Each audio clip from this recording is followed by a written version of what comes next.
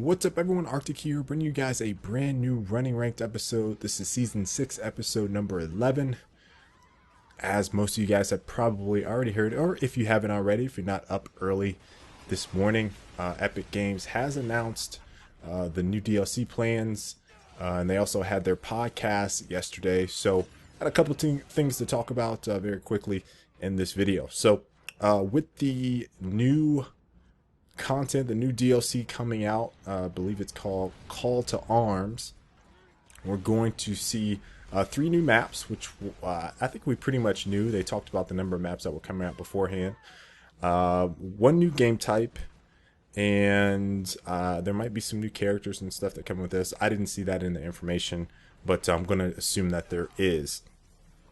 So with this content, the new maps, one is called Terminal, one is called Boneyard, and we are getting a Blood Drive remake. If you guys have followed my Running Rank series, I'm not too fond of Blood Drive in the past, basically because of stopping power. Map design wasn't very good, so I just wasn't fond of it, the way the game played on previous game mechanics. It was really slow map. Nade tagging was in there. You know, people used to hide and set up the nades and do all that stuff and make the game really drawn out.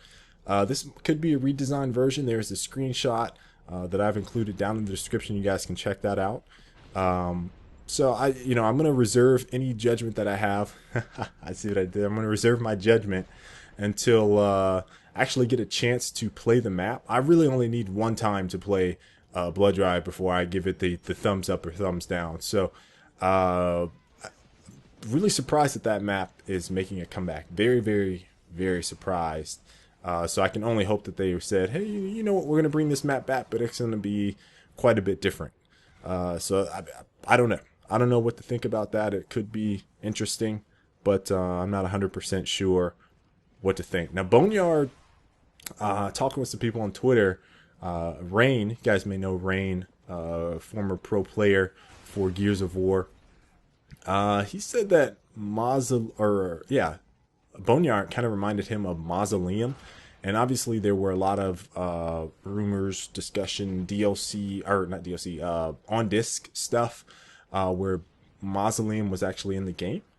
And I read the description. It sounds like it could be like Mausoleum.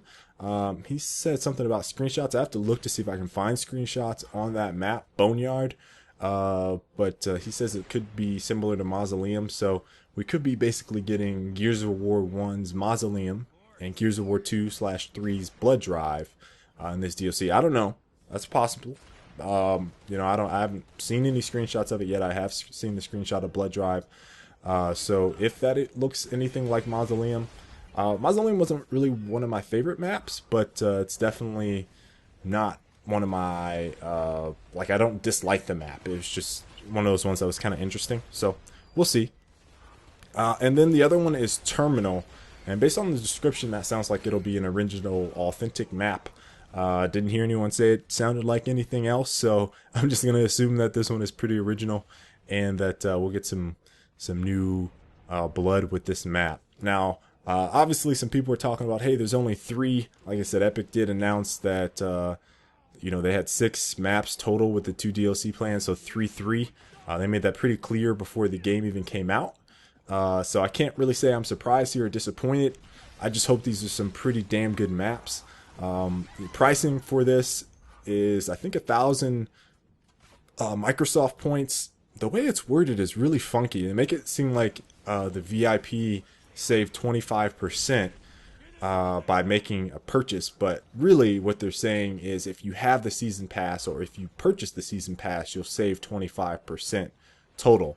So that's worded really funky. It makes it seem like VIP people need to also make that purchase, or season pass people need to also make that purchase. That's what I meant to say there, as the season pass is confusing. But that's all fine and dandy with the maps. I hope they play good, because this game really desperately needs maps.